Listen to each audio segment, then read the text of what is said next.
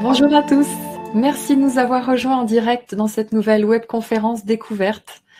Bienvenue Regina Martino, c'est la 3e fois qu'on s'entretient en ligne, on est ravis de te recevoir à nouveau.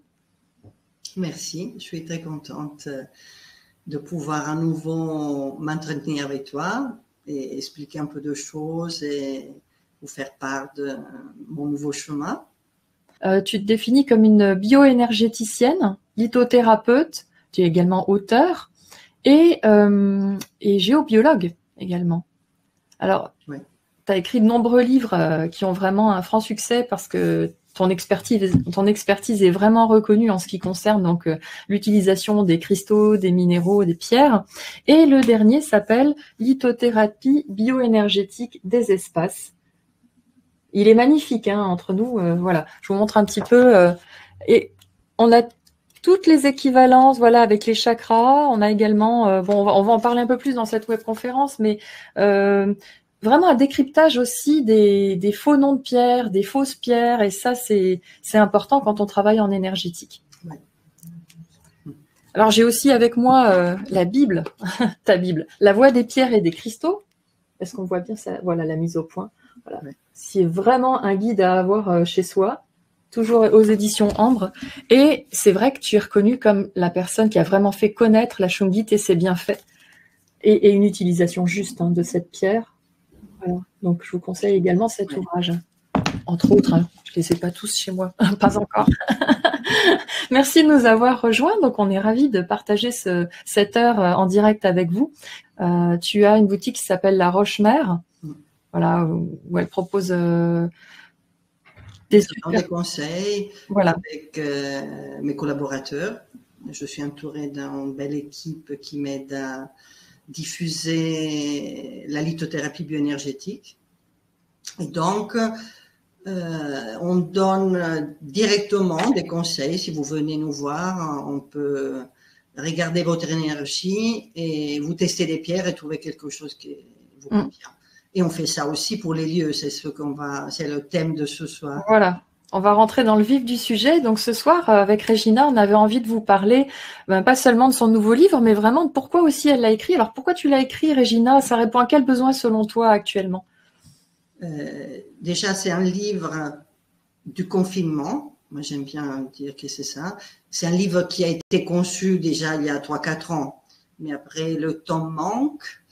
On fait trop de stages, trop de conseils, trop de voyages pour les pierres. Et donc, il était là, sur l'étagère de l'esprit, où on met les projets qui sont prêts. Moi, je vois souvent comme des post-it qui sont un peu là-haut sur le chakra magenta. Et après, ils descendent et peuvent se concrétiser. Et donc, j'ai utilisé le temps du confinement numéro 1 pour finaliser ce livre. Donc, 2 mois d'écriture assise tous les jours. Voilà, quelques petites pauses de temps en temps pour se tirer un petit peu. Et donc, du coup, j'ai pas vu le temps passer. Mais j'étais content quand on revient quand même dans le monde des humains. Et en même temps, j'ai profité de ça. Et vu qu'on était bien fermés dans nos lieux, c'est un questionnement qui est important. C'est une période, ce premier confinement, qui a beaucoup questionné autour de où est-ce que je me sens bien de vivre, comment réaménager chez moi. Peut-être je vais vivre ailleurs aussi, des gens qui ont décidé d'aller vivre à la campagne ou d'aller vivre ailleurs, de trouver une maison différente. Et on s'est tous confrontés à être chez nous. Donc, je reprends un peu quelques mots de l'introduction où je parle vraiment du mot être chez soi. Et chez soi, c'est aussi le chemin pour entrer chez nous, dans notre cœur et dans notre propre conscience. Et on appelle comme ça notre maison. Chez nous, c'est comme un lieu de protection où on se sent entier, on se sent bien. Ça serait pour créer cette atmosphère de justesse. Et c'est peut-être ce qui s'est révélé à beaucoup de personnes durant le confinement. Par exemple, évidemment, le livre, c'était déjà conçu avant, c'est pas un livre pour être confiné. C'est pas mon conseil non plus. Mais je pense que cette conscience s'est aiguisée durant cette période où on était confronté à nos quatre murs avec des fenêtres et sortir très peu. Et donc, écoutez ce lieu. Donc, ce que je propose dans ce livre, mais je vous pose ce soir, c'est pas juste, je vous dis juste pas lisez le livre, mais d'aller écouter votre chez vous. Comment je me sens chez moi. Donc, d'un côté à l'intérieur de moi, mais dans mon intérieur. Donc, vous voyez, c'est cette résonance.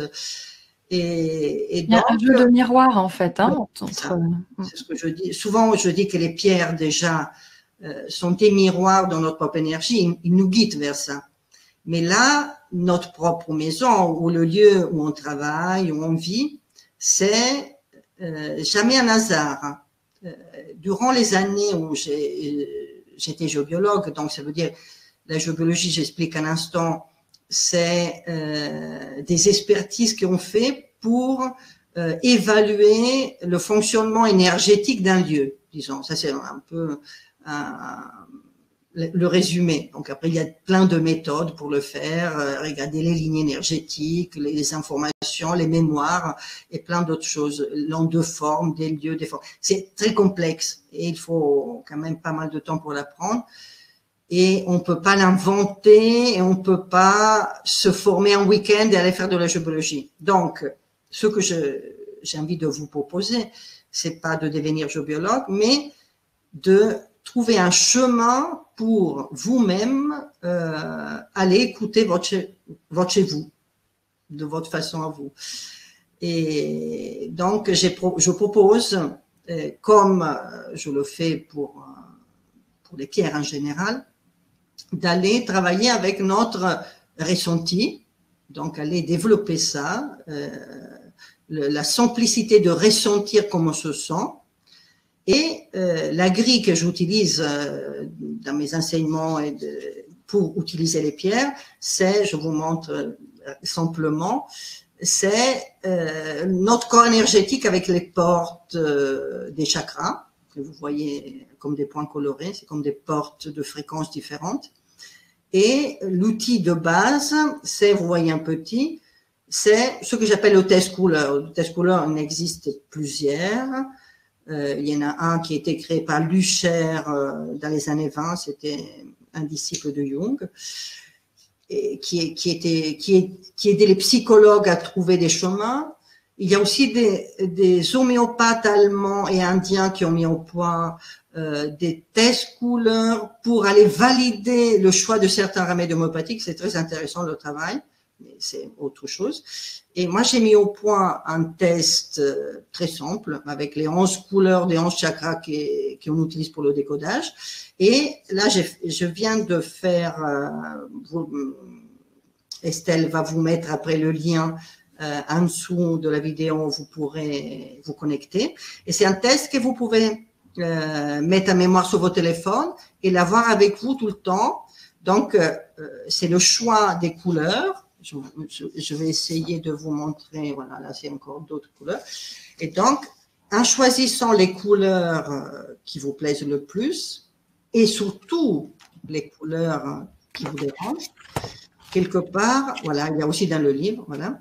Et donc, vous allez pouvoir voir les énergies, les fréquences qui fonctionnent moins bien pour vous ou dans le lieu. Donc, il y a plusieurs méthodes.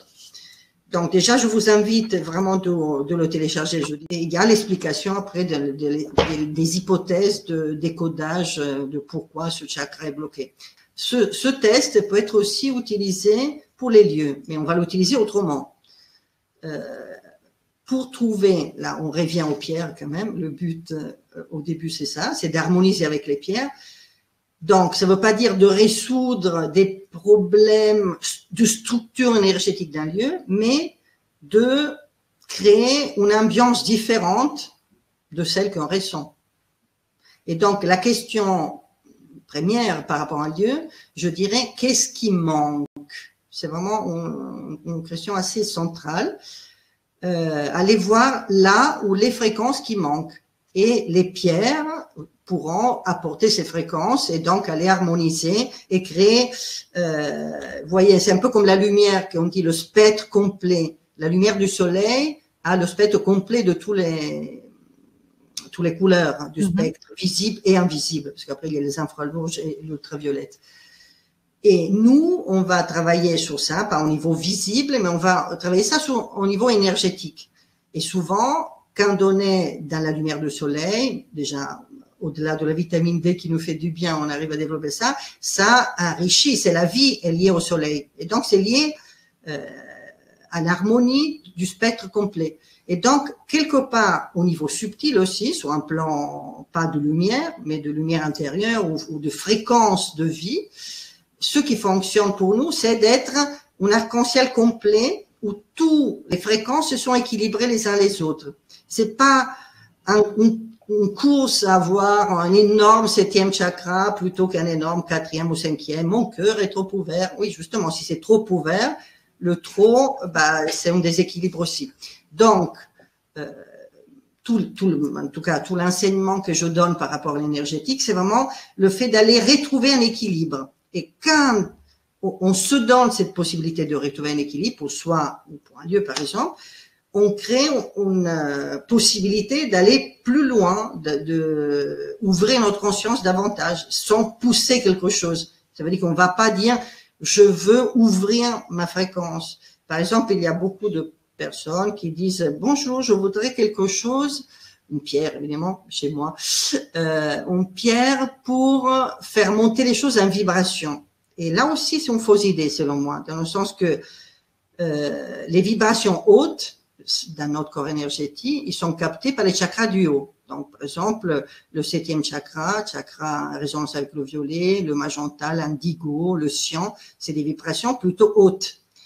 Et le rouge, l'orange, le jaune, le bordeaux, ok, c'est de l'infrarouge à la fin, sont des fréquences basses. Donc, est-ce qu'on croit vraiment que dans les fréquences hautes, je parle de l'ambiance c'est quelque chose qui peut être lié à la vie. La vie, c'est pas en fréquence haute. La vie, au niveau énergétique, c'est le rouge, c'est le premier chakra, c'est notre porte de la vie. Donc, sans aller honorer cette porte de l'énergie vitale, et si on fait tout vibrer en violet, après on va mal.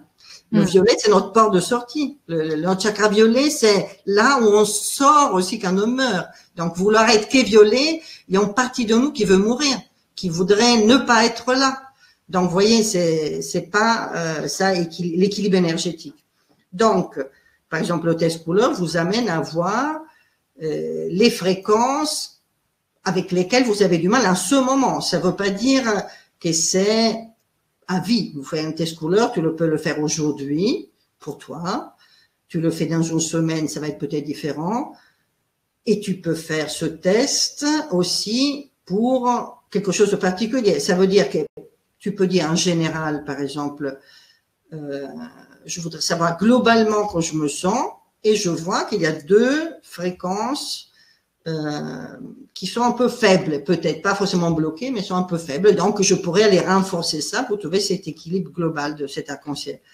Mais je pourrais aussi faire ce test en disant, j'ai un peu du mal avec ça, avec ce boulot-là, ou j'ai peur quand je voyage, je me sens mal à l'aise ou pas bien quand je rencontre cette personne. Et alors, je peux faire le test qui est sur cette situation particulière. Et là, je vais voir cette situation, qu'est-ce que va mettre en échec dans mon propre équilibre énergétique. Et là aussi, je peux aller déjà être conscient de ça, c'est déjà une belle étape. Et après, je peux aller trouver des pierres ou d'autres choses qui vont m'amener à pouvoir restructurer cet équilibre. Et donc, en revenant à tout ça, c'était la vision globale des couleurs, vu que j'en parle. J'aimerais bien, là, vous expliquer par rapport au lieu. Et donc, comme aller écouter votre lieu. Donc, déjà, une spécification importante, c'est de ne pas voir une maison comme un ensemble. C'est un ensemble dans notre conscience. C'est ma maison, mon appartement. C'est un ensemble. C'est un lieu que j'ai choisi. C'est une adresse aussi, quelque part. Mais après, pour aller vous avez remarqué que tu peux être dans une maison que t'aimes et dans cette maison géniale, il y a une pièce où tu n'arrives pas à rester. T'aimes pas. Un coin d'une grande pièce où personne ne s'assied jamais. Souvent, il y a une chaise avec un fantôme assis dessus, des petits trucs comme ça. Dans les vieilles maisons, il y a souvent ça. Tu dis, il n'y a personne qui s'assied sur cette chaise. Non, jamais. Et après, tu regardes, il y a déjà Jean-Jacques qui est assis là depuis 2 ou 3 siècles. Ça, c'est une autre histoire. Mais globalement, là, je vous parlais plus de rééquilibrer que d'aller en chasse de fantômes.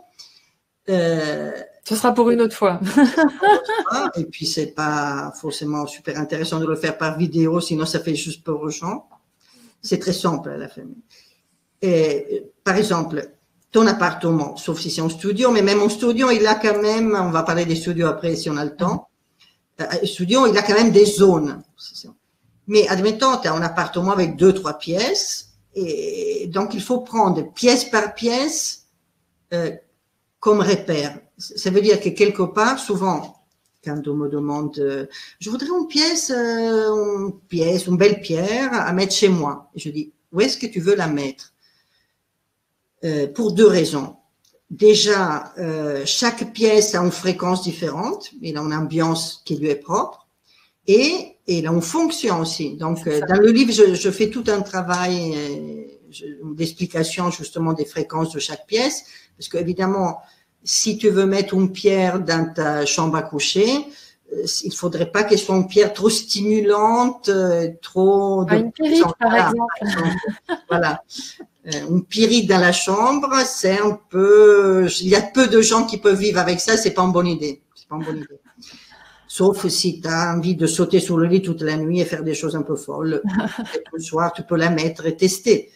Mais il faut voir la fonction. Ta chambre à coucher, le sommeil quand même dans notre vie prend une place importante, hein, c'est entre 40 et 50% de notre vie, ou 30, ça dépend des modèles des gens.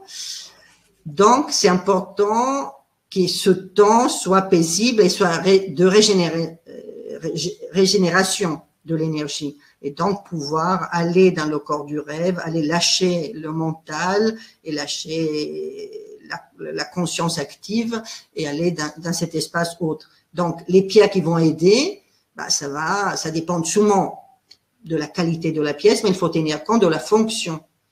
Donc, par exemple, admettons que vous avez envie d'équilibrer votre chambre à coucher.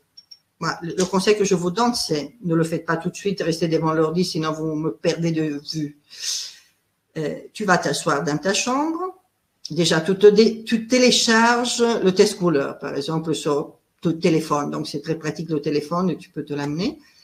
Et tu t'assieds sur ton lit. Ça ne veut pas dire allongé. Si c'est un problème avec le sommeil, tu peux même t'allonger, mais tu peux t'asseoir au bord du lit et tu fermes les yeux un instant et tu essaies d'écouter comment tu te sens. Qu'est-ce que tu sens? Qu'est-ce que tu ressens? Est-ce que… voilà. Tu peux qualifier ce ressenti, évidemment, ou tu peux juste, comme dire, se mettre dans ce ressenti global, et après, tu réouvres les yeux et tu fais ton test couleur en demandant qu'est-ce qui sont les fréquences qui fonctionnent pas dans cette pièce, pour moi ou en général, parce que là aussi, tu peux le faire différemment. Si tu es seul dans ta chambre, tu peux faire un test qui est pour toi. Si cette chambre est partagée, tu peux voir globalement ou tu peux faire pour l'autre personne. Et donc, tu vas voir les fréquences qui manquent. Et après, il faut trouver des pierres qui sont adaptées à la nuit déjà, à dormir, et à ce qui manque. Donc, déjà des choses pas stimulantes, calmantes, voilà. Même chose, faisons un exemple, par exemple, dans le séjour. Souvent, nos séjours contemporains, c'est des espaces qui sont partagés entre un coin bureau, peut-être un coin repas. Des fois, il y a aussi la cuisine l'américaine avec. Donc, tu choisis peut-être une zone et tu te dis qu'est-ce que j'ai envie déjà de mettre en exergue dans cette zone. Le fait que je dois me concentrer. Est-ce que ce séjour me sert surtout pour recevoir les personnes, peut-être pas pendant le Covid, là c'est un peu plus compliqué, mais en général, ou est-ce que c'est mon espace où je me détends quand je rentre du travail, par exemple. Et donc, déjà, tu vas définir un besoin au-delà après du test couleur et tu te dis, qu'est-ce que c'est le but premier de cette zone ou de cette pièce. Et après, là aussi, tu fermes les yeux, t'écoutes. C'est comme si tu t'imprègnes de cette écoute, de cette pièce. Et après, tu fais le test couleur et tu pourras voir que peut-être il manque un peu de turquoise. Le turquoise, c'est l'empathie. Ça veut dire c'est peut-être un endroit où on n'arrive pas à se détendre et à être à l'écoute des autres et on est un peu trop mental. Alors, si le indigo est négatif, ça peut être aussi qu'on se prend la tête. Donc, on peut mettre une pierre qui calme le mental, une pierre qui ouvre notre chakra turquoise, qui est celle-là au thymus, ou ça peut être aussi qu'il manque de l'orange. L'orange, c'est le deuxième chakra, c'est lié au plaisir, à la détente du corps, à se réjouir aussi des choses et à le partage avec les autres. Et donc, tu peux mettre peut-être une belle cornaline. Si c'est un truc de calmer le corps, ça pourrait être peut-être une agate pour se détendre quand tu te reposes sur. Donc, c'est aussi, vous voyez, c'est d'un côté, quelle fréquence je dois aider à se mettre en mouvement. Et de l'autre, c'est quelle pierre je vais utiliser et laquelle va apporter ce qui manque, laquelle va apporter la joie qui manque. La pierre de soleil pour alléger une atmosphère un peu lourde. Mais si c'est une atmosphère lourde parce que ça nous semble que, voilà, en ce moment, il y a les 7e chakras sont pas très contents avec les confinements, l'hiver, le couvre-feu. Voilà, donc du coup, peut-être on a besoin de mettre de l'améthyste pour relever un peu la lumière de la pièce, la lumière au niveau fréquence, donc d'ouvrir vers de l'espoir, vers d'autres perspectives. Donc, il y a plein de pierres qui peuvent fonctionner. Là, je parle d'améthyste parce que vous l'avez peut-être déjà chez vous, qui est une très belle pierre aussi à mettre dans les chambres. Il faut juste éviter peut-être, vu ses fonctions, de la mettre à côté de l'ordinateur pour se concentrer au boulot, parce que sinon après tu vas, sauf si tu écris de livres de science-fiction, de spiritualité, où tu as besoin d'aller apprendre de l'inspiration violette. Donc vous voyez, c'est vraiment pas cette pierre fait ça, il faut la mettre là. Moi j'aime pas ça, même avec les autres pierres, pour le soin. Parce que on est tous différents et on est dans des phases différentes aussi. Rien n'est figé. Ce test-là, on peut l'utiliser, comme tu disais, à différents moments. Également, lorsque tu dis on doit partir de la question qu'est-ce qui manque dans ce qu'on ressent, si on est attiré par une couleur ou si une couleur nous dérange. Voilà, comment faire le lien entre cette question et le choix de la couleur. Je vous explique. Donc, les couleurs qui me dérangent, donc c'est à partir de ça qu'on va trouver ce qui manque. Les couleurs qui me dérangent, c'est les fréquences avec lesquelles, en ce moment, je suis pas en lien positif, où il manque de l'énergie, où il y a un blocage. Et c'est pour ça que beaucoup de personnes, ça je vous l'ai déjà expliqué dans les autres conférences, disent « Va chercher la pierre qui t'a parlé ». Moi, c'est un truc qui m'énerve beaucoup. Après, je prends des pierres pour me relaxer parce que on me demande. On a toute une conférence sur le sujet là. Voilà, on fait toute une conférence sur ça. Et donc, la pierre qui t'attire, qu'est-ce que c'est? C'est la pierre qui va dévoiler les parties de toi qui fonctionnent déjà très bien. Donc, ils n'ont pas besoin d'être aidés. Et les parties de toi qui sont attirées par une pierre, qu'est-ce qu'ils sont? C'est super. Vu que mon chakra vert, donc c'est le chakra du cœur, il est énorme, je vais l'amplifier pour ne pas voir que mon 3e chakra va pas du tout bien. Et donc, tu resteras toujours en manque de confiance, mais tu seras totalement dans l'amour. Et voilà. Donc, le problème, c'est la thérapie, c'est pas d'aller vers ce qui te plaît, mais ce qui te fait du bien. Moi, je pars du principe que je suis en train de vous parler de lithothérapie. Donc, lithos, pierre, thérapie, le soin, et donc un chemin de guérison de quelque chose. Après, c'est pas la guérison de la maladie, mais c'est la guérison de la limite, peut-être, la guérison de ce qui stagne. dans nos vies, on a souvent des impressions que même si on va bien, des fois, il y a des impossibilités, il y a des choses qui stagnent ou qui ne sont pas vibrantes, des choses qui manquent, justement, qu'on revient au manque. Donc, il faut aller voir ça pour aller bien. Pas rajouter du cœur au cœur. Et c'est ce qui arrive tout le temps. Moi, quand je vois à la boutique les gens qui, avec les petits paniers, qui ont fait un tour en attendant qu'on leur donne des conseils, on a une liste d'attente, et ils arrivent et je regarde dans le panier des choses qu'ils ont déjà pris, où je dis, est-ce que vous avez des pierres? Donc, ils enlèvent leur pendentif ou leur bracelet. Ben, ils ont exactement les pierres qu'ils ont le moins besoin. Ça, c'est typique. C'est typique. Et il y a beaucoup de livres qui disent, prends la pierre qui te plaît. C'est sûr qu'au niveau, comment dire, au niveau commercial, c'est mieux. Si je te dis, prends une belle pierre rose qui te plaît, et je te dis, celle marronnette te fait vraiment du bien, peut-être tu vas pas forcément m'acheter un truc énorme, un truc très cher parce que tu l'aimes pas et tu la cacheras dans ton soutien-gorge. Peut-être.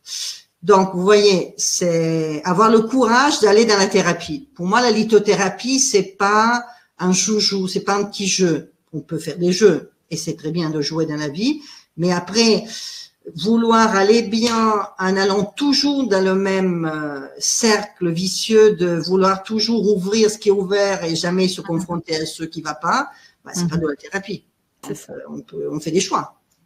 Vous voyez. Donc, même pour les lieux, bien sûr, pour un lieu, c'est un peu complexe parce que on a envie de se mettre un gros bloc chez soi. Là, par exemple, j'ai des pierres, là, par exemple, tu vois, ça c'est une belle célestite, c'est une belle pierre qui souvent est pas très comprise. Souvent on dit, oh, il est bleu, c'est bien dans les chambres des enfants, couleur bleu ciel. Non, elle contient du strontium, que c'est un élément chimique très puissant qui est utilisé même qui va dissoudre votre enfant dans sa chambre. Voilà, qui est utilisé pour faire des feux d'artifice rouges. Donc déjà, ça te donne un peu l'idée de la puissance de la petite célestite.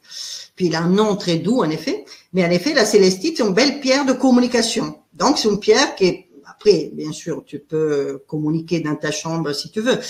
Mais c'est une belle pierre à mettre dans les lieux où on a besoin de remettre de la vibration de communication. Dans les familles où on se parle plus, où il y a les ados qui tirent la gueule, qui disent personne m'écoute, et après personne n'écoute personne et tout le monde se crie dessus. Donc souvent réouvrir les coups, tout l'empathie. Après il faut faire le test couleur. Si tu trouves cyan, va travailler sur une pierre de communication. Si tu trouves turquoise, va réouvrir à l'empathie, peut-être en écoutant les émotions des autres, ça va harmoniser quelque chose. Selon moi, c'est comme ça qu'on peut, quelque part, on pourrait dire, c'est une lithothérapie du collectif aussi, parce que si je prends une pierre pour moi, je peux me prendre ma petite pierre, voilà, je me suis mis mon petit joli pendentif, voilà, je me la porte pour moi parce que je sens que ça me fait du bien. Mais si je vais mettre une pierre dans ma chambre, ça sont l'épidolite par exemple, qui est très très apaisant. C'est encore plus apaisant que la métisse des fois. C'est vraiment de grande sérénité. Ben, je vais influencer les personnes qui dorment dans cette chambre. Si je vais la mettre dans un lieu de détente où je dis tiens là dans ce patio, c'est là où on va lire, on se calme. Après on s'endort un peu avec elle, mais c'est bien, ben, je vais influencer collectivement le lieu. Donc, c'est intéressant. Je pense que dans cette nouvelle période post-Covid, on n'est encore pas encore trop post, mais disons qu'on essaie d'y cheminer, c'est bien de commencer à prendre en compte vraiment beaucoup le collectif et pas seulement s'intéresser à sa propre personne. Donc, le fait aussi de s'occuper d'un appartement, d'une maison où on n'est pas seul, donc on est ou en colocation, en famille, on partage avec d'autres personnes, ou dans des bureaux, parce que je vais vous parler aussi un peu de ce côté-là. C'est intéressant de mettre au service, donc la lithothérapie, une influence plus collective, sans aller dans la manipulation, évidemment. Et donc, je pense que c'est intéressant d'interroger ça. Ce lieu sert à quoi? Qu'est-ce que je peux faire pour qu'il soit plus agréable, plus juste pour ce qu'il y a à faire dedans? Si je dois danser, on va mettre en exergue le corps, la sensualité, le rythme, quelque chose qui est plutôt peut-être du premier chakra, du chakra Bordeaux, du deuxième chakra. Si je suis dans un cabinet de thérapeute, là aussi, qu'est-ce que je fais? Des massages, je peux mettre des pierres de deuxième chakra. Après, il faut faire le test couleur.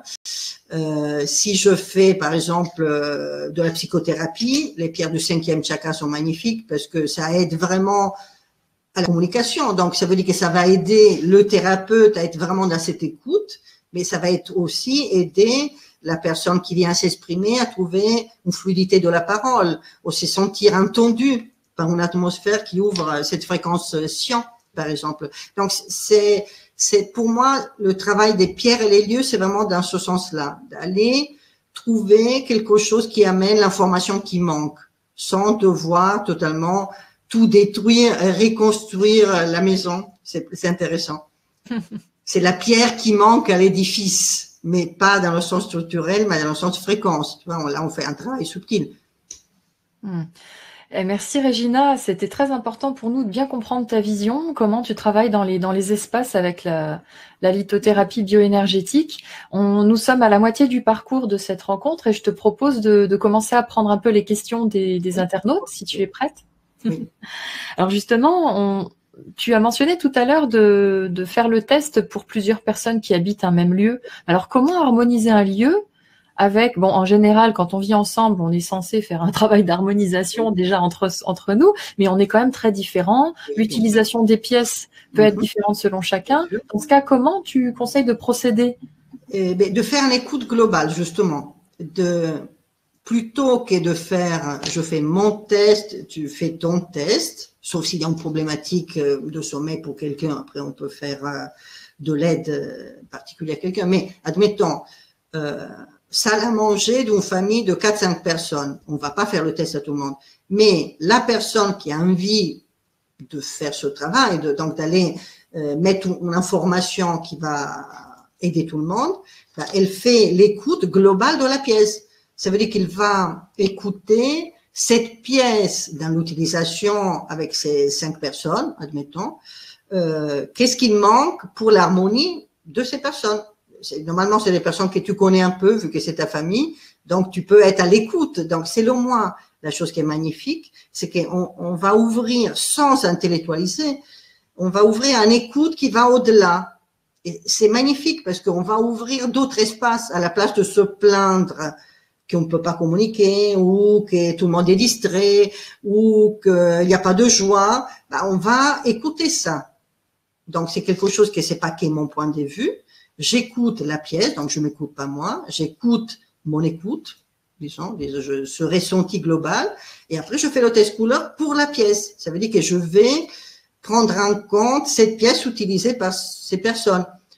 On peut faire la même chose, par exemple, dans un bureau collectif. Après, si on prend les bureaux avec 200 personnes, c'est plus difficile peut-être pour une seule personne qui n'est pas encore expérimentée, mais par exemple, quelqu'un qui est le patron d'une boîte, il se dit comment pouvoir aider, par exemple, mes collaborateurs, comment je peux aider ceux qui font ce travail-là dans cette pièce, artisanale plutôt qu'intellectuelle, études d'architecte, communication, il y a énormément. Comment je peux aider à trouver une osmose, une harmonie? Donc, je vais écouter, faire le test couleur pour cette pièce, en imaginant ce qui se fait, et j'aurai l'information, parce qu'il faut faire confiance qu'on est tous géniaux en test couleur. Moi, mettons, je l'ai fait faire une application, mais ça fait 12, 13, peut-être 15 ans que j'utilise le test couleur. Que j'ai commencé à le mettre en place, et là, je l'utilise pratiquement, après, je vois l'énergie, donc je l'utilise pas moi-même personnellement, mais je le propose à tous mes ateliers, tous mes stages. Donc, il y a déjà des centaines, des milliers de personnes qui ont fait ce test. Et on part toujours, par exemple, demain et après-demain, j'ai un stage ici, dans mon lieu. Et on va partir demain matin par un test couleur par tout le monde. Et après, on va travailler 2 jours à chacun sur le test couleur qu'il a fait. Moi, je fais totalement confiance au fait que si on est juste un peu à l'écoute, ce que tu trouves, c'est pas un hasard. Et donc, ça veut dire que si tu fais confiance au fait que c'est très simple, c'est que des pois colorés à la fin. Donc, c'est comme un enfant peut le faire, peut dire, j'aime pas ça, voilà. Tu peux le faire avec quelqu'un presque, si tu arrives à expliquer quelqu'un d'autre langue, parce que les couleurs, c'est universel. Et encore là, si on se met dans une écoute énergétique, ça va pas être la symbolique des couleurs. Ça veut dire, j'ai toujours aimé le vert, j'aime pas le violet. Ça, c'est pas un hasard. Si tu vas lire, tu vas comprendre des choses. Mais ça peut être aussi que normalement, tu adores le vert, et là, quand tu fais le test pour cette pièce, bah, c'est le vert qui sort.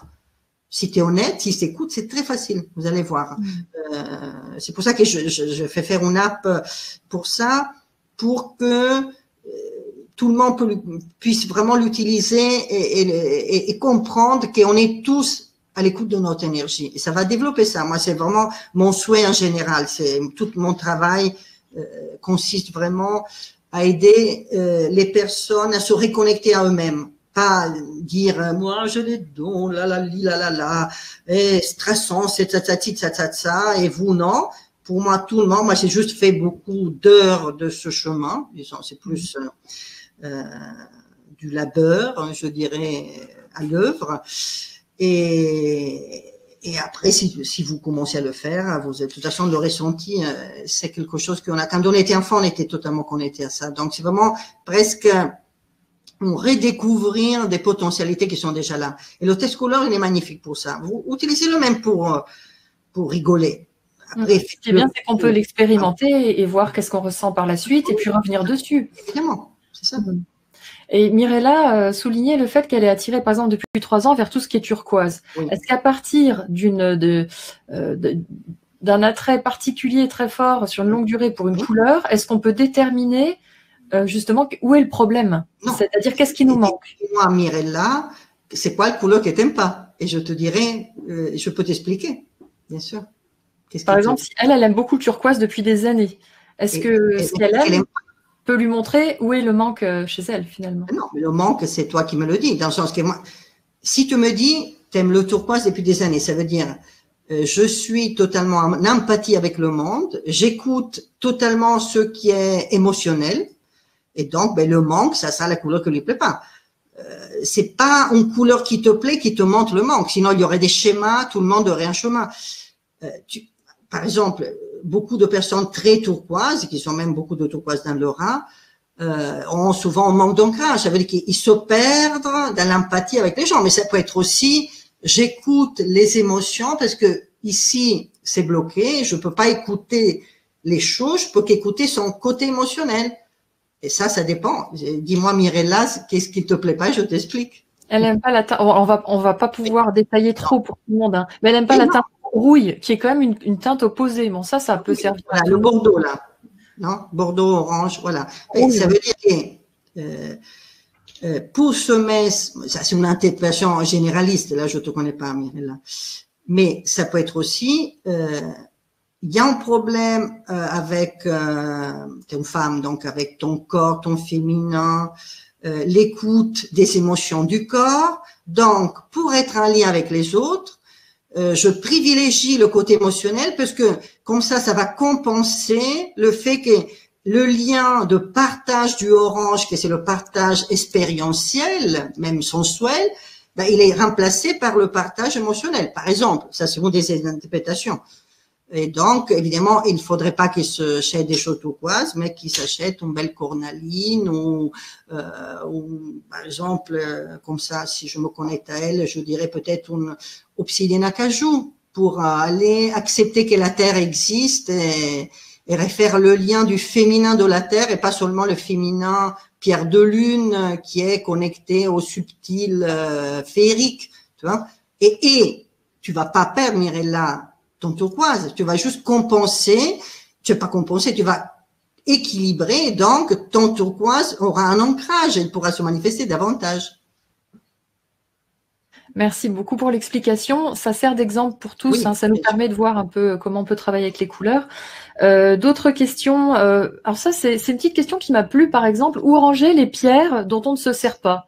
Parce que c'est vrai que c'est une bonne question, je trouve. comment Donc, les ranger, où? ça, après, ça dépend. Les pierres, si tu as des pierres comme ça, par exemple, donc des petites Des pierres pierres, roulées. des pierres roulées ou des bijoux, des choses comme ça, tu peux les ranger dans des boîtes si tu veux, mais sauf si tu les mets vraiment à côté de la tête de ton lit. Moi, souvent, je conseille, pour qu'ils se chargent pas trop négativement dans la stagnation des tiroirs, de les mettre sous des étagères et de les organiser par chakra en arc-en-ciel. Parce que notre corps énergétique le capte comme quelque chose de très harmonieux. Et donc, les mettre dans un endroit où de toute façon, les pierres petites, si tu le portes, ça suffit amplement, même beaucoup plus petite que ça marche. Donc, c'est une fausse idée qu'il faut des grandes pierres pour que ça marche. Bon, après, j'ai des grands pendentifs parce que je suis gourmande, mais c'est une autre histoire. Tu peux même avoir un quart de celle-là et ça marche très bien. Par contre, ça, comme ça m'introduit mon truc sur la taille des pierres. C'est ça, c'est là que j'allais t'amener également. Comment choisir les pierres avec la taille?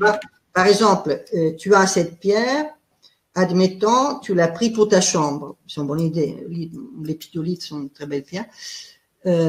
Donc, si un jour tu dis, basta, ça m'endort trop, chose que c'est peut-être pas, c'est une bonne idée quand même dans la chambre, mais disons, je la déplace. Mais cette idée de ranger les pierres, c'est plus par couleur, dans le sens que quand ton regard passe, ne va pas prendre de toutes les fréquences un peu de façon un peu schizophrène. Et donc, c'est plus harmonieux, mais laisser à l'air libre parce que l'énergie, le chi passe dans les lieux et les pierres se chargent beaucoup moins que quand ils sont enfermés quelque part. Après, ça dépend s'ils sont précieuses, tu peux les... Voilà. Je peux parler de la grandeur des pierres? Oui, c'est le moment, c'est super. Donc, des fois, j'entends des choses bizarres. Oh là là, il y a eu un coup de flash de lumière. Des choses bizarres, genre, j'achète 4 œils de tigre, je les mets aux 4 coins de la maison, ça j'ai beaucoup entendu, pour protéger ma maison. Moi, ma réponse est, ou t'es Merlin, la chanteur, et tu crées un dôme en créant des choses, alors tu peux le faire aussi sans les pierres, et tu fais la protection. Après, j'aime pas la protection, vous pouvez aller voir ma conférence avec Estelle. Arrêtez de vous protéger. C'est très, très d'actualité. Je vous encourage à la voir. Du coup, c'est important, si tu veux, quand une pierre, on la porte, la fréquence est en contact, et il est dans notre champ, il est même en contact avec nous. Et même notre conscience participe au fait qu'on l'a mis, on la touche, on médite avec, on la porte, un bracelet. Quand on met une pierre dans un lieu, ça c'est important à comprendre parce que c'est pas très clair. Déjà, je fais un petit post-it à nouveau sur le fait qu'on va prendre pièce par pièce. C'est pas que tu mets un menhir énorme dans une pièce et ça émane partout parce que c'est pas un Wi-Fi. Un Wi-Fi, c'est des ondes pulsées qui traversent les murs. Les pierres traversent pas les murs, que c'est souvent en pierre aussi, donc ils créent une ambiance. C'est, admettons, comme si tu prends, je sais pas, une huile essentielle, tu le mets dans une pièce, ça va pas traverser les murs. C'est des molécules, c'est pas les molécules, l'information des pierres, mais ça traverse pas les murs. Donc, il vaut mieux prendre des pierres de taille raisonnable, mais de taille juste, qu'un menhir énorme, qui après, dans la pièce où tu es, c'est exagéré, dans les autres, tu sens rien. Donc, mais ça, c'est quelque chose que je vous expliquais pas trop en détail, c'est un peu compliqué. C'est dans le livre. Moi, je parle d'un indice de rayonnement, que c'est pas à confondre avec l'indice de rayonnement du soleil. C'est l'indice de rayonnement des pierres, parce qu'on parle de pierres. Donc, j'ai divisé les pierres par 3 types d'indices de rayonnement. Moi, j'ai fait simple pour ne pas faire 40 000 nuances. Sur le rayonnement par kilo, j'ai fait pas mal de tests par rapport à ça. Selon la densité de la pierre et le type, si c'est cristallin ou pas, après vous avez l'indication sur le livre, une pierre peut rayonner plus ou moins. Donc, par exemple, si on va répandre notre célestite, vu qu'elle est cristalline et elle a une certaine puissance, elle aura un indice de rayonnement 3. Ça veut dire que pour 1 kilo, tu as un rayonnement de 3-4 mètres. Rayonnement, ça veut dire rayon. Ça veut dire dans toutes les directions. Voilà. Après, la lépidolite, par exemple, qui est plus dense, voilà, elle, c'est un indice rayonnement 1. Donc, ça veut dire qu'il va faire 1 kilo. Là, par exemple, elle doit faire plus ou moins 1 kilo. Elle va faire plutôt 1 mètre, 1 mètre et demi. Donc, si tu mais autour, ça veut dire que ça va faire sa zone de rayonnement, elle est assez grande quand même. Après, j'ai d'autres pierres. Il ne faut pas oublier toutes ces belles pierres d'ancrage profond. Ça, c'est un septarien, j'adore. C'est des pierres du Maroc. Après, il y a aussi l'utilisation. Par exemple, là, j'ai une petite rhodonite. Tu vois. Si je suis sur mon bureau, comme maintenant avec l'ordinateur, je me mets en rhodonite à côté de cette taille-là, c'est pas mal. Ça, c'est une taille 4, 5, là, c'est 5 cm. C'est déjà, je vais ressentir l'effet. Mais si je prends cette pierre et je décide que je vais harmoniser toute une pièce, bah, ça marchera pas. Ça marchera peut-être 40, 50 cm autour. Mais moins. Mais en même temps, si je l'ai sur ma table, je vais ressentir l'effet de la rhodonite. Et puis, de temps en temps, je vais même la toucher parce qu'elle est jolie. Et donc, les pierres de table sont quand même intéressantes. Donc, essayez de choisir vos pierres aussi en fonction un peu de la taille des pièces. Évidemment, si vous avez un énorme loft, tu peux zoner la chose, ça veut dire dans cette zone, je mets ça, dans l'autre, et choisir selon les fonctions de la pièce. Chose qui est bonne, si tu es dans un studio, tu pourras quand même mettre un shungite, par exemple, qui est une pierre qui protège des ondes électromagnétiques et qui ancre énormément et qui donne beaucoup d'énergie, qui a un très fort rayonnement. Elle, par exemple, si tu la mets trop grande dans un studio, après tu vas pas dormir. Donc, si tu la mets, ça va te protéger du Wi-Fi ou d'autres choses. Et tu la mettras loin de ton lit, et donc il faut que tu calcules un petit peu. Moi, c'est des conseils que je donne en boutique, mais si vous regardez sur le livre, vous pouvez faire tout seul le choix. Même sur mon site shungite.fr, c'est un site où je vends des pierres, et il y a pas mal de chapitres comment choisir une pierre. Vous allez sur la Shungite, vous avez des informations. J'ai pas encore fait ça pour les pierres des lieux. C'est un cours, ça sera fait. Donc, c'est important de dire, dans cette pièce, je vais emmener sur cette table de bureau, open space, il y a 8 personnes autour, bah, je vais mettre une grande shungite au centre, c'est bien. Ou je vais mettre aussi une pierre de communication dans une salle de réunion, par exemple. Mais et pour un cabinet de thérapeute, par exemple?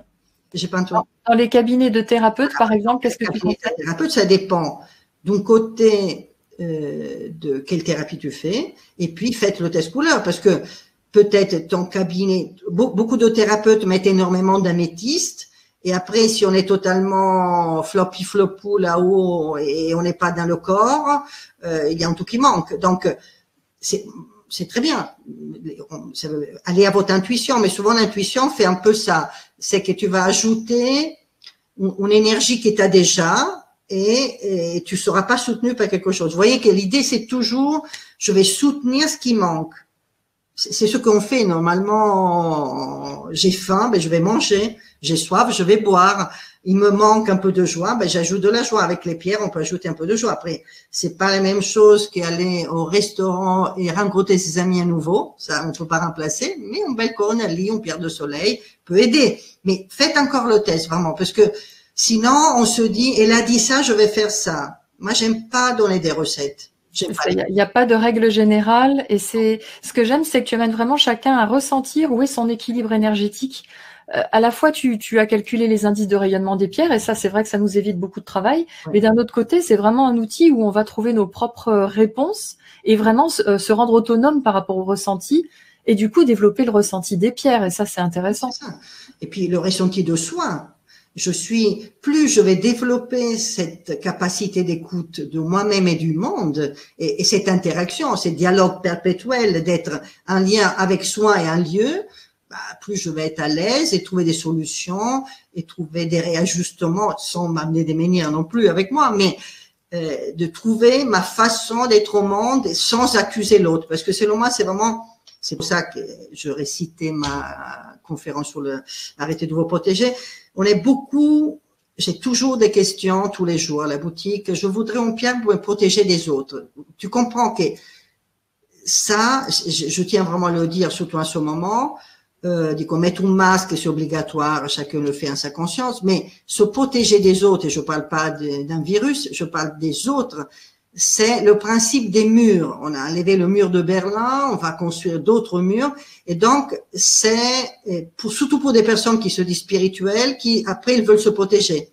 Les thérapeutes qui disent je suis thérapeute, je dois me protéger. Souvent, ça je l'avais pas dit dans la conférence, je rajoute. Souvent, quand un thérapeute me dit je suis thérapeute, il faut que je me protège, je dis peut-être tu pourrais faire CRS, c'est gratuit la protection. Je veux dire, on te donne tous les plexis, les casques, voilà, et tu gagnes peut-être même plus des fois. Voilà. Donc, après, pour les ondes électromagnétiques, tu donnes quand même des bonnes indications pour la chondite. Hein. C'est protéger des autres, si tu veux. Voilà. Les ondes électromagnétiques, je parle pas de celles du soleil qui nous font du bien. Je parle des ondes électromagnétiques, des ondes pulsées. C'est très récent dans notre monde. Si tu veux, c'est quelque chose qui a peut-être 30 ans et encore pulsé, même moins. Et là, on va vers la 5G et peut-être plus, donc ça va sûrement s'empirer. Donc, se protéger des ondes, c'est pas un acte de mur, c'est plus, je transforme cette énergie. Par exemple, la shungite, si je prends une pyramide de shungite et je la mets sur ma box, par exemple, je vais pas couper les ondes de la box, sinon j'ai plus de Wi-Fi et ça serait inutile, en effet, ou sur mon téléphone. Je vais mettre une information d'une pierre qui va transformer le signal, et pas celui du Wi-Fi, mais le signal qui est biocompatible. Ça veut dire qu'il n'est pas biocompatible, il nous crée un vrai dérangement. J'ai fait beaucoup de tests et c'est toutes des choses qui sont écrites sur mon livre Shungite. Et donc, qu'est-ce que ça va faire la Shungite? Ça va transformer le signal et notre corps va plus le vivre comme quelque chose de néfaste. En tout cas, beaucoup moins, ça dépend de la dose que tu vas mettre. Et donc, qu'est-ce que ça, c'est pas de créer un bouclier autour de nous, c'est de transformer les signaux. Et quelque part, c'est la même chose dont je parle en thérapie. Ça veut dire que je vais pas ajouter quelque chose à mon énergie, justement. Une pierre va pas ajouter quelque chose. Une pierre va donner une information, une fréquence manquante pour que cette fréquence puisse être manifestée par les gens. Ça veut dire que je vais mettre, je sais pas, je récite, j'ai pas beaucoup de pierres autour de moi, une cornaline dans mon séjour et quand je vais m'asseoir sur mon canapé, peut-être, si c'est ce qui manquait, si c'était l'orange qui manquait, je vais me dire, ah, là, je peux vraiment me détendre. Et après, quand il y a des amis qui arrivent, tu vas pas dire, oui, un instant, tu te détends et tu laisses les gens se détendre. Si c'est ce qui manquait, bah, ça va faire un effet. Mais l'enseignement, c'est pas de vivre avec ta cornaline. C'est de apprendre à vivre cette fréquence que tu vivais pas. Tu comprends? Et peut-être la faire jaillir par les êtres et pas forcément par le lieu. C'est pas, c'est des béquilles au début, mais c'est toujours pour aller vers notre propre développement. C'est pour aller accomplir une transformation. C'est pas, voilà, je mets ça, comme ça je vais mieux. Je fais ça parce que comme ça je me suis en train de m'enseigner une fréquence que j'arrivais pas à manifester peut-être dans ce lieu. Parce que tu vois bien, quand tu vas dans des maisons où les gens vont bien, on est bien. Quand tu vas dans les maisons où les gens sont malades, moi je m'appelle une fois, j'ai visité un appartement quand on avait décidé de déménager, et c'était un appartement d'un couple qui partait parce qu'ils avaient décidé de divorcer, donc ils allaient très mal. Et c'était un appart, moi j'étais déjà géologue à l'époque, je disais, mon Dieu, je regardais même pas les énergies, mais tu sentais qu'ils avaient du mal à le louer, à trouver repreneur parce qu'ils devaient faire rentrer dans le bail, parce qu'il y avait une énergie d'angoisse, de conflit.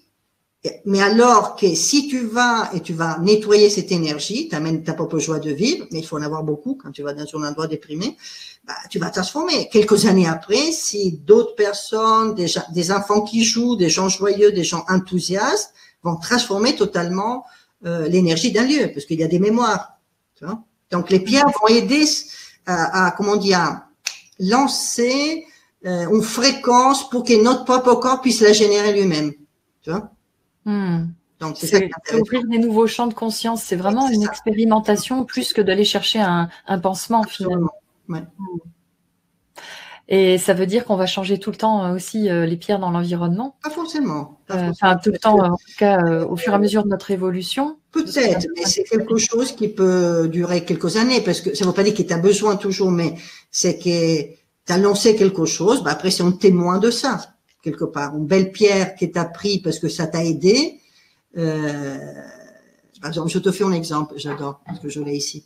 Tu vois, le septarien, c'est une pierre qu'il y a un peu dans tous les formats. Je l'ai même trouvé des plus grandes, des très petites comme ça. Et ça m'est arrivé de la conseiller à des personnes, pas pour les lieux, mais à utiliser la méditation. Et les personnes disaient, ah, c'est horrible, on dirait une araignée, on dirait un truc de dinosaure, un truc un peu dégoûtant. Et donc, je lui, mais c'est des personnes qui me faisaient confiance. Ils ont dit, bah, écoute, je vais la prendre, après je te dirai. C'est des personnes qui ont fait amitié, mais au niveau fréquence de cette pierre, et après ils sont revenus, par exemple, 2 mois après, en disant, oh, non, mais c'est trop beau, mais tu vois pas comme elle est belle. Mais c'est magnifique. J'en achète 5 pour offrir à tous mes amis, alors qu'ils trouvaient ça horrible. C'est parce que, quelque part, les pierres ont cette puissance de rayonnement de leur information. Ils nous mettent en contact avec les choses qu'on refuse. Parce que c'est ça, le travail, c'est pas pour les pierres, c'est ni pour notre habitat, c'est pour habiter. L'habitat, c'est pour habiter. C'est pas quelque chose, c'est pas de l'ordre de la décoration, tu vois. Et donc, on peut, en changeant notre propre fréquence, même la vision et l'esthétique d'une couleur plutôt que d'une forme aussi, qui nous rappelle quelque chose, et ça va totalement changer. Ça veut dire que c'est témoin du fait qu'on a fait le travail. Mais après, on avait besoin d'un tout qui nous faisait peur, mais ça peut être aussi que du moment qu'on n'a plus besoin, elle est témoin de notre évolution. Donc, on n'a pas forcément besoin de la changer. Ça va pas nous créer un excès. Ça va juste être là, nous rappeler qu'on l'a détesté, que maintenant on l'aime. Donc, tu vois, moi, je le vois un peu aussi dans ce mode-là. Super. J'aimerais peut-être terminer avec quelques questions un peu rapides puisque on est arrivé au bout du timing, mais il y a quand même quelques questions que j'aimerais faire passer, notamment est-ce qu'il y a une importance à prendre une pierre plutôt brute ou polie, par exemple, dans une chambre, une pierre brute, est-ce que l'énergie va être trop dense? Voilà. Donc là aussi, il y a tout est très dualiste chez beaucoup de personnes. Brut ou poli, il faut choisir. Ça, c'est totalement faux parce que, évidemment, par exemple, je remonte, excusez-moi, c'est toujours les mêmes, mais je remonte ma célestite. La célestite a une belle cristallisation. Donc, évidemment, si tu prends une géode avec toutes ces forces de cristallisation naturelle, bah, c'est mieux que si tu prends, en plus, c'est très difficile à polir, voilà. Mais, la lipidolite, qui a très peu de cristallisation, des fois, elle est un peu par feuillet, par paillette, bah, si tu la prends pas comme ça, c'est très difficile à la trouver, ça n'existe pas en bloc. Donc, tout dépend. C'est une question. Beaucoup de ignorants de la lithothérapie disent c'est mieux brut que poli, c'est nanana, et c'est lié au fait de l'ignorance géologique. Ça veut dire et minéralogique, dans le sens que quand tu connais la minéralogie, la structure des pierres et comme elles sont manifestes, il faut pas choisir. Évidemment, si tu veux prendre une améthyste, bah, dans un lieu, c'est mieux, je dis pas un géode, mais une cristallisation, un truc comme ça. Le cristal de roche, qui est un peu trop mental pour notre époque, mais c'est bien que c'est dans un lieu, tu mets une belle pointe, évidemment. Après, si tu dois le mettre dans la poche, tu peux le enrouler et c'est pas un problème. Donc, ça dépend déjà de l'utilisation. Et par exemple, la shungite, c'est une roche noire quelconque, et on pourrait dire du charbon. Après, c'est sa nature interne qui est très intéressante au niveau énergétique. Mais après, esthétiquement, c'est un bloc noir.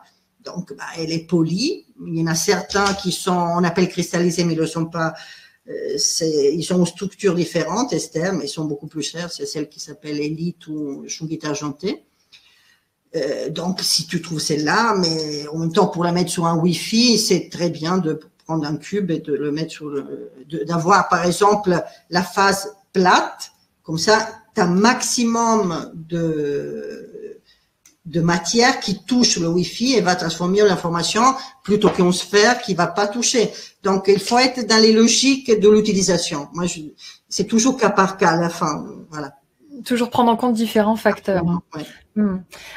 Justement, les pierres de couleur noire, c'est particulier, même pour nous, pour les lieux justement. Est-ce que tu as des spécificités, des exemples à nous donner? Pour moi, la phrase pierre de couleur noire, excuse-moi, mais ça veut rien dire, dans le sens, ça dépend laquelle.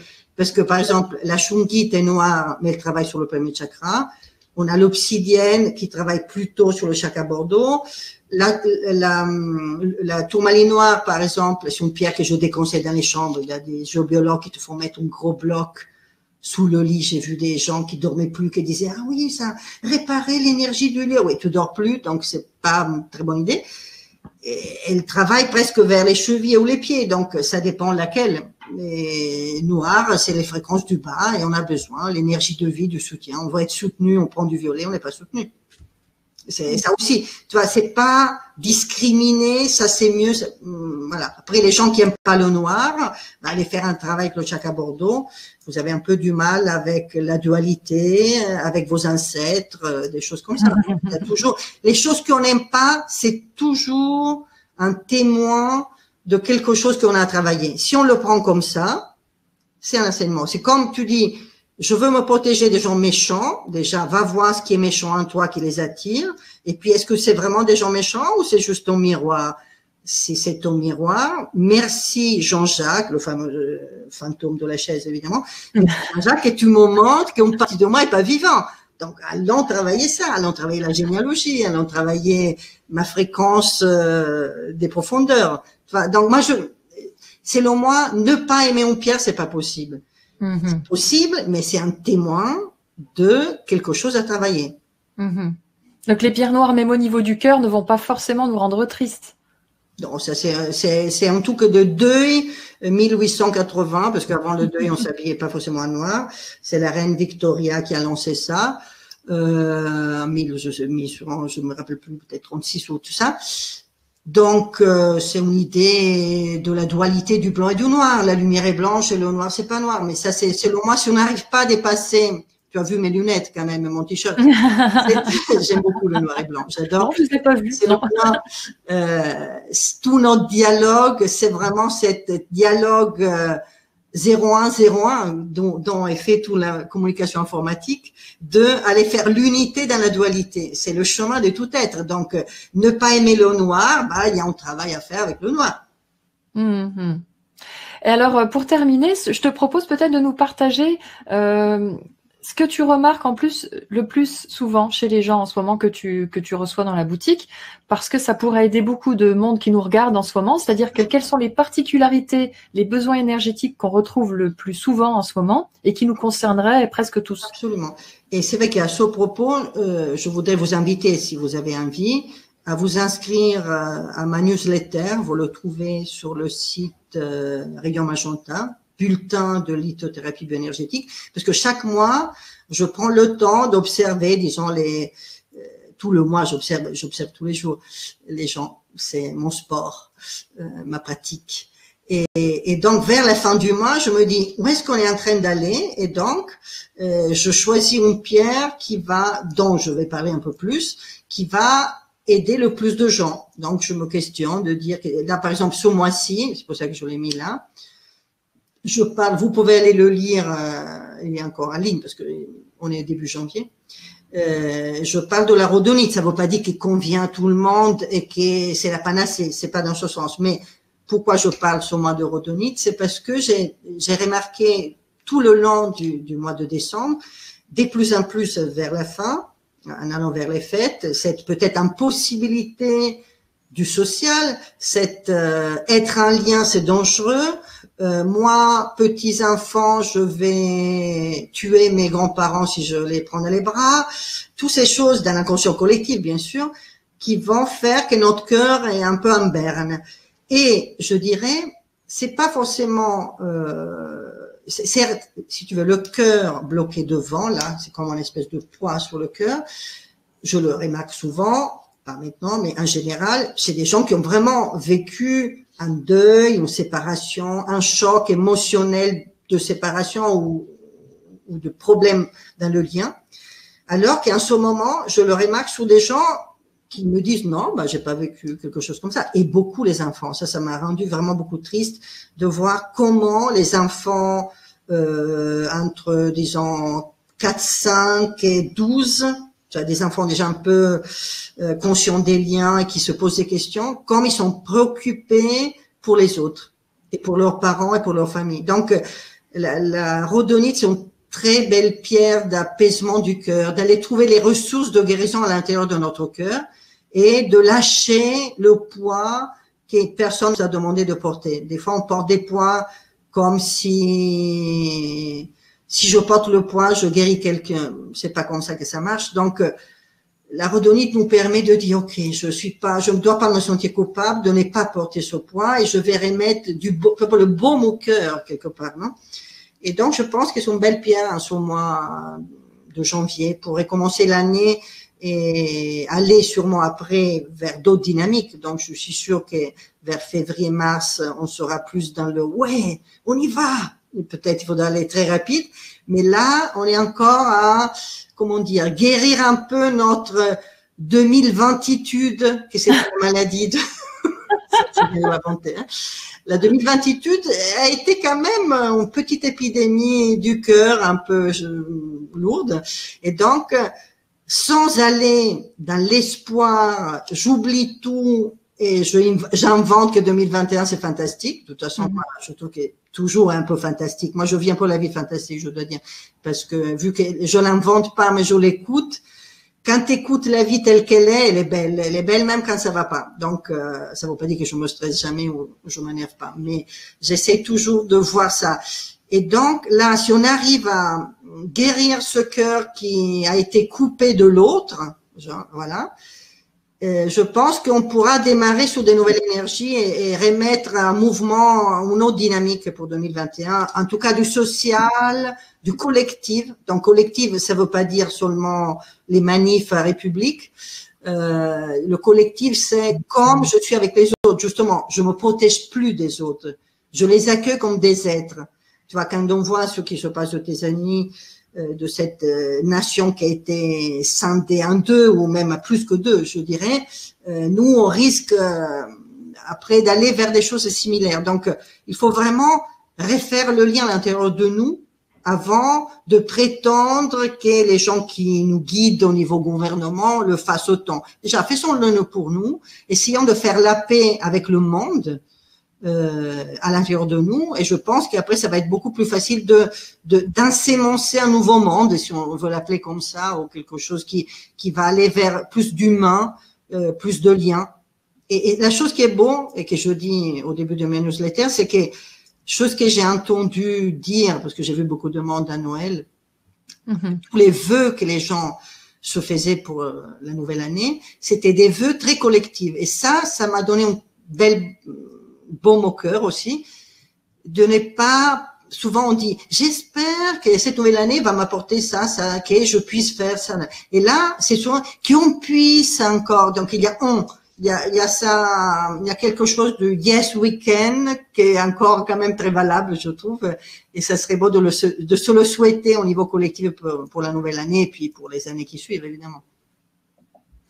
Eh bien, je nous souhaite